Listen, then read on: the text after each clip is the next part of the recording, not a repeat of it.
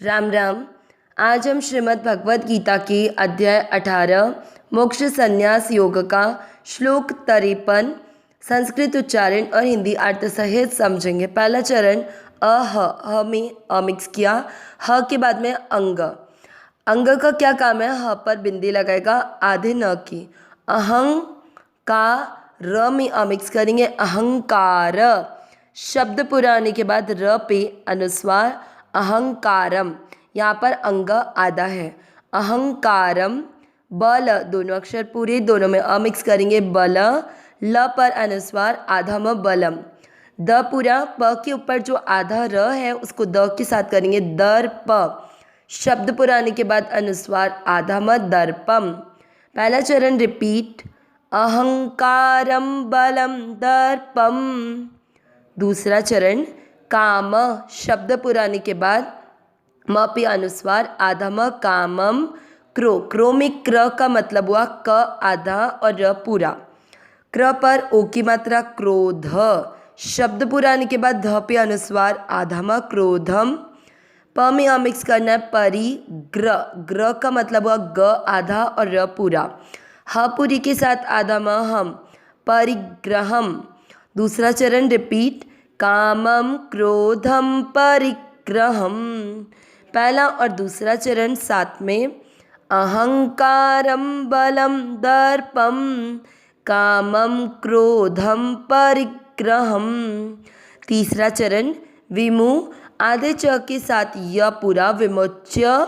नी म के ऊपर आधा र, निर म दोनों अक्षर पूरी, दोनों में मिक्स करेंगे, निर्मम।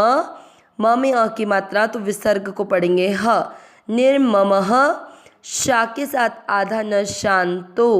तीसरा चरण रिपीट, विमुच्य निर्ममः शांतो। चौथा चरण ब्र का मतलब हुआ ब आधा और र पूरा। इसके बाद में जो लिखा उसका मतलब हुआ ह आधा और म पूरा, तो ब्रह्म। भू में बड़े ऊ की मात्रा लंबा खींचना, भू या। य में मिक्स करेंगे, भूयाय। क के साथ आधा ल, कल। प में मिक्स करेंगे, पते, कल पते। चौथा चरण रिपीट, ब्रह्म भूयाय कल्पते। तीसरा और चौथा चरण साथ में, विमुच्य निर्ममः शांतो ब्रह्म भूयाय कल्पते। पूरे श्लोक का उच्चारण एक साथ, अहंकारम बलम दर्पम कामम क्रोधम परिग्रहम विमुच्य निर्ममः शांतो ब्रह्म भूयाय कल्पते। एक बार फिर से, अहंकारम बलम दर्पम कामम क्रोधम परिग्रहम विमुच्य निर्ममः शांतो ब्रह्म भूयाय कल्पते। श्लोक का अर्थ समझते हैं।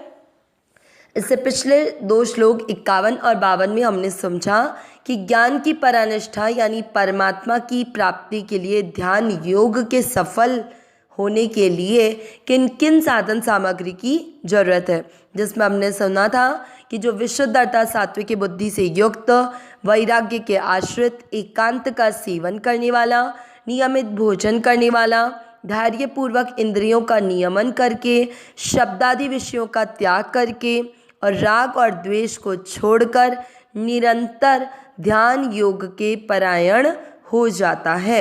यहाँ तक अर्थ हमने 51 और 52वें श्लोक में समझा। ये तो साधन सामग्री हुई। अभी और कौन कौन सी साधन सामग्री परम ब्रह्म की प्राप्ति के लिए जरूरी है, उसको हम आज के श्लोक 53 में समझेंगे। साथ ही ये 51 और 52 इन दोनों श्लोक का उपसंहार भी है, मतलब कि एक सार्थक अर्थ आज के श्लोक के माध्यम से ही निकलेगा। शब्दों के अनुसार अर्थ देखते हैं। अहंकारम, अहंकारम यानी अहंकार, बलम बल, दर्पम दर्प, कामम काम, क्रोधम क्रोध, च और परिग्रहम परिग्रह से, विमुच्य रहित होकर, निर्ममः ममता रहित, शांतो शांत होकर, ब्रह्म भूयाय ब्रह्म प्राप्ति का कल्पते पात्र हो जाता है। पूरा अर्थ क्या निकला? अहंकार, बल, दर्प, काम, क्रोध और परिग्रह से रहित होकर, ममता रहित व शांत होकर ब्रह्म प्राप्ति का पात्र हो जाता है। तो ये सारे साधन सामग्री की जरूरत है ब्रह्म की प्राप्ति के लिए। अब आज के श्लोक में जो जो साधन सामग्री बताई गई कि अहंकार, बल, दर्प, ये क्या क्या होते हैं, इनको हम थोड़ा सा साधक संजीवनी के माध्यम से समझेंगे। गुणों को लेकर अपने में जो एक विशेषता दिखती है, मतलब कि आपको अपने में कोई गुण दिखता है, कोई विशेष बात लगती है अन्य लोगों से, तो वो विशेषता को दिखना उसे कहते हैं अहंकार। मतलब अपने गुण पर उसको अहम होना। जबरदस्ती करके विशेषता से मनमानी करने का जो आग्रह होता है, हट होता है, उसे बल कहते हैं। कि किसी के ऊपर जबरदस्ती करना, क्योंकि आप में बल ज़्यादा है, इस वजह से आप जबरदस्ती सामने वाले से हट करके, मतलब जिद करके उससे अपनी बात मनवा रहे हैं, उसे आप कहते हैं बल।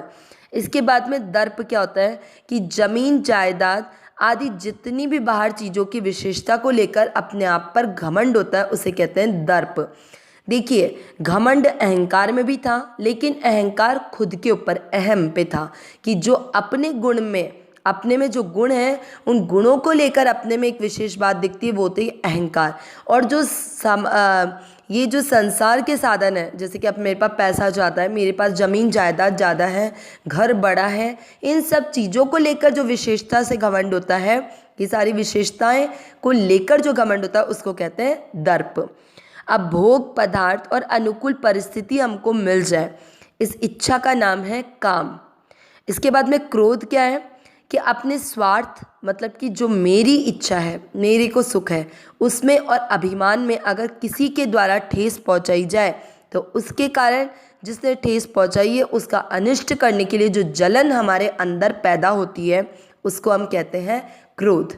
क्योंकि जब आपके लिए कोई बुरा करता है तो आपको उस पर गुस्सा आता है, यही चीज़ होती है क्रोध। अब इसके बाद में परिग्रह क्या है कि भोग बुद्धि से, सुख आराम बुद्धि से चीज़ों का जो संग्रह किया जाता है, उसे कहते हैं परिग्रह। कि मैं इन चीज़ों को भोगूंगा, बाद में भोगूंगा। कई चीज़ें हमने अपने घर में, अभी दिवाली की सफाई की तो हमको पता है कि कितनी चीज़ें हमने घर में इकट्ठी कर रखी है। कई बार हम ये सोचते हैं कि इसको हम उस समय काम लेंगे, इसको हम तब काम लेंगे। मतलब उन भोगों को भोगने के लिए, अपने आप को सुख पहुंचाने के लिए हमने इन चीज़ों का संग्रह कर रखा, उसे कहते हैं परिग्रह। तो इस तरह से हमने सारे शब्दों का अर्थ देखा कि अहंकार क्या है, बल क्या है, दर्प क्या है, काम क्या है, क्रोध क्या है और परिग्रह क्या है। इन सब से रहित होना, ममता से रहित होना कि कोई चीज़ मेरी है। जब मैं ही नहीं हूँ, ये शरीर नहीं है, तो कोई चीज़ मेरी कैसे हो सकती है। जब मैं शरीर नहीं तो मेरा कोई रिश्ता नाता नहीं।